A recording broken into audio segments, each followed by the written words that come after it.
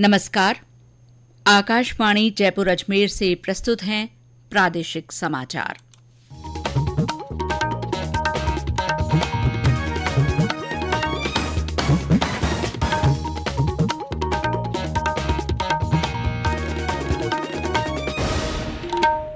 मुख्य समाचार। प्रदेश के 7 विधानसभा क्षेत्रों में उपचुनाव के लिए कल सुबह 7 बजे से शाम 6 बजे तक वोट डाले जाएंगे। मतदान की सभी तैयारियां पूरी। Rising Rajasthan global investment summit के तहत आज जयपुर में आईटी और स्टार्टअप्स के प्री समिट में 6,000 करोड़ रुपए से ज्यादा के एमओयू हुए। जयपुर डिस्कॉम ने पीएम सूर्य घर मुफ्त बिजली योजना में रूफटॉप सोलर कनेक्शन देने के लिए एसओपी जारी की। और प्रदेश में आज देवोत्थान एकादशी पर विशेष धार्मिक अनुष्ठान, अबूझ सावे के चलते विवाह समारोहों की धूम।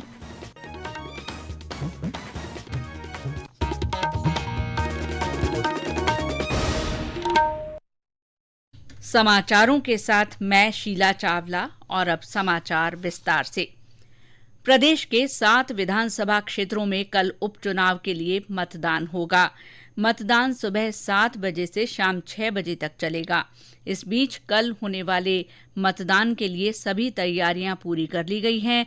इसके लिए आज अंतिम प्रशिक्षण के बाद मतदान दलों की रवानगी की गई। दौसा, रामगढ़, झुंझुनू, देवली उनियारा, खींवसर, सलूंबर और 84 विधानसभा क्षेत्रों में होने वाले इस उपचुनाव के लिए कुल 1,915 मतदान केंद्र बनाए गए हैं।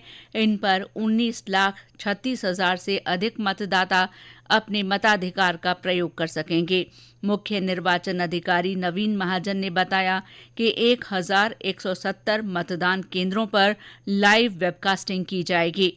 स्वतंत्र, निष्पक्ष और भयमुक्त चुनाव प्रक्रिया संपन्न कराने के लिए 9,000 से ज्यादा सुरक्षाकर्मी तैनात किए गए हैं।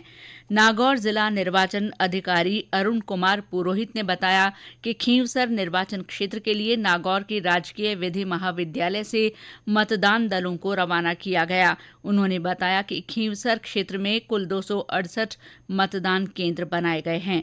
उधर टोंक जिले के देवली उनियारा विधानसभा क्षेत्र में होने वाले मतदान के लिए टोंक के राजकीय स्नातकोत्तर महाविद्यालय से मतदान दल रवाना हुए। वहीं डूंगरपुर के भोगीलाल पंड्या राजकीय महाविद्यालय से मतदान दलों की रवानगी 84 विधानसभा क्षेत्र के लिए की गई। संबंधित निर्वाचन क्षेत्रों के निर्वाचन अधिकारियों ने सभी मतदान दलों को शांतिपूर्ण और निष्पक्ष चुनाव करवाने के निर्देश दिए हैं। साथ ही इन क्षेत्रों में मतदाताओं से वोट जरूर डालने की अपील की गई है।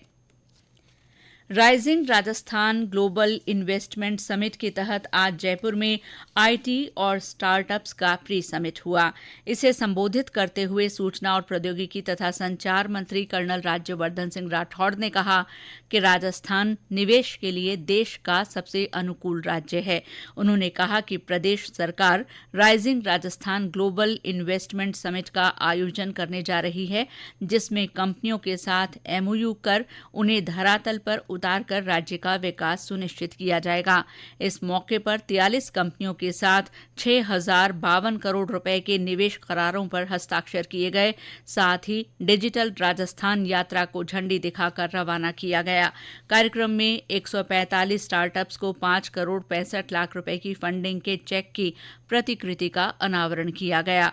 कर्नल राठौड़ ने कहा कि राजस्थान में सूचना प्रौद्योगिकी से कोई भी क्षेत्र अछूता नहीं है और इसमें निवेश की असीम संभावनाएं हैं। प्रेस समिट में प्रसार भारती के मुख्य कार्यकारी अधिकारी गौरव द्विवेदी ने कहा कि देश में जल्द ही सूचना और प्रसारण मंत्रालय की ओर से सिनेमा, गेमिंग, एंटरटेनमेंट और एनिमेशन के क्षेत्र में संभावनाओं को देखते हुए एक्सीलेंस सेंटर शुरू किया जाएगा। उन्होंने कहा कि इस क्षेत्र के लिए सरकार विशेष पॉलिसी लाने पर भी काम कर रही है, जिससे आने वाले समय में कंटेंट क्रिएटर्स को प्रोत्साहन मिलेगा। देश का शुद्ध प्रत्यक्ष कर संग्रह इस वित्तीय वर्ष में 12,10,000 करोड़ रुपए से ज्यादा हो गया है। केंद्रीय प्रत्यक्ष कर बोर्ड के अनुसार इस साल 1 अप्रैल से 10 नवंबर की अवधि के दौरान रिफंड के समायोजन से पहले सकल प्रत्यक्ष कर संग्रह 21.2% बढ़कर 15 लाख करोड़ रुपए से अधिक हो गया। इस अवधि के दौरान 2,91,000 करोड़ रुपए के रिफंड जारी किए गए, जो पिछले साल की समान अवधि की तुलना में 53% ज्यादा है। केंद्रीय प्रत्यक्ष कर बोर्ड ने कहा कि कॉरपोरेट टैक्स में भी 5,10,000 करोड़ रुपए के संग्रह के साथ मामूली बढ़ोतरी देखी गई, जो पिछले साल इस अवधि में 4,79,000 करोड़ रुपए दर्ज हुई थी। केंद्रीय शिक्षा मंत्री धर्मेंद्र प्रधान ने कहा है कि 2047 तक विकसित राष्ट्र बनने के सपने को हासिल करने का एकमात्र माध्यम शिक्षा है। वे आज नई दिल्ली में राज्यों और केंद्र शासित प्रदेशों के सचिवों के साथ उच्च और तकनीकी शिक्षा पर आयोजित राष्ट्रीय कार्यशाला को संबोधित कर रहे थे। श्री प्रधान ने शिक्षा क्षेत्र के 5 प्रमुख पहलुओं के सुधार पर बल दिया। इनमें बुनियादी ढांचा, नेतृत्व, पाठ्यक्रम और बहुविषयक अनुसंधान शामिल है। श्री प्रधान ने राज्यों और केंद्र शासित प्रदेशों से अपने यहां राष्ट्रीय शिक्षा नीति 2020 को लागू करने के लिए आवश्यक कदम उठाने का आग्रह किया और प्रत्येक राज्य की विशेष आवश्यकताओं के आधार पर पाठ्यक्रम बनाने का सुझाव दिया। उन्होंने कहा कि खेल, वाद विवाद, कविता, नाटक और गेमिंग जैसे विषयों को पहले केवल वैकल्पिक गतिविधियों के रूप में जाना जाता था, लेकिन राष्ट्रीय शिक्षा नीति के अंतर्गत इन विषयों पर पेशेवर पाठ्यक्रम बन रहे हैं। श्री प्रधान ने मातृभाषा में शिक्षा के महत्व पर भी जोर दिया। ये समाचार आकाशवाणी जयपुर अजमेर से प्रसारित किए जा रहे हैं। जयपुर डिस्कॉम ने पीएम सूर्यघर मुफ्त बिजली योजना में रूफटॉप सोलर कनेक्शन देने के काम को तेज और सुगम बनाने के लिए मानक संचालन प्रक्रिया एसओपी जारी की है।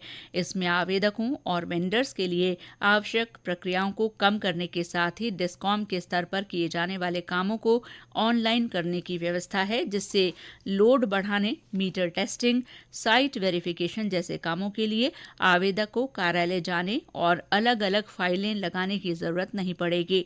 डिस्कॉम चेयरमैन और जयपुर विद्युत वितरण निगम की प्रबंध निदेशक आरती डोगरा ने बताया कि डिस्कॉम के एनसीएमएस मॉड्यूल के जरिए पीएम सूर्यघर योजना में आवेदकों के 10 किलोवाट भार से संबंधित कनेक्शन तत्परता से ऑनलाइन जारी किए जा सकेंगे। उन्होंने बताया कि इस योजना में आवेदकों के लिए अब अलग से प्राथमिकता निर्धारित की जाएगी।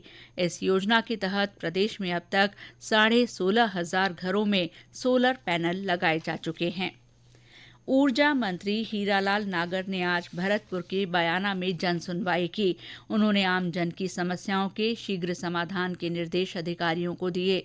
मंत्री ने अधिकारियों को बजट घोषणा के अनुसार कार्यों को शीघ्र पूरा करने को कहा। साथ ही उन्होंने बिजली विभाग के अधिशासी अभियंता को सूपा गांव में 132 केवी और निभेरा में 220 केवी सब स्टेशनों की कार्य की प्रगति की जानकारी ली और उन्हें ये काम जल्द पूरा करने के निर्देश दिए। आज लोक सेवा प्रसारण दिवस मनाया जा रहा है। 1947 में दिल्ली स्थित आकाशवाणी के स्टूडियो में राष्ट्रपिता महात्मा गांधी के आगमन की याद में हर साल ये दिन मनाया जाता है। महात्मा गांधी ने देश के विभाजन के बाद हरियाणा के कुरुक्षेत्र में अस्थायी रूप से बसे विस्थापितों को संबोधित किया था। इस मौके पर आज आकाशवाणी दिल्ली के परिसर में एक विशेष कार्यक्रम आयोजित किया गया। आज देवउठनी एकादशी है। इसे देवोत्थान एकादशी और देव प्रबोधनी एकादशी भी कहा जाता है। कार्तिक महीने के शुक्ल पक्ष की एकादशी को मनाए जाने वाले इस पर्व के साथ ही आज से विभिन्न मांगलिक कार्यों की शुरुआत हो गई है। मंदिरों में आज तुलसी शालिग्राम विवाह आयोजित हुआ। अबूझ मुहूर्त होने के कारण आज विवाह समारोहों की भी धूम है। देवउठनी एकादशी के अवसर पर मंदिरों में विशेष आयोजन हो रहे हैं। पाली के राधा कृष्ण मंदिर और कोटा के मथुराधीश मंदिर में विशेष धार्मिक आयोजन हुए। भरतपुर में बांके बिहारी मंदिर में झांकी सजाई गई। घरों में महिलाओं ने मंगल गीत गाए।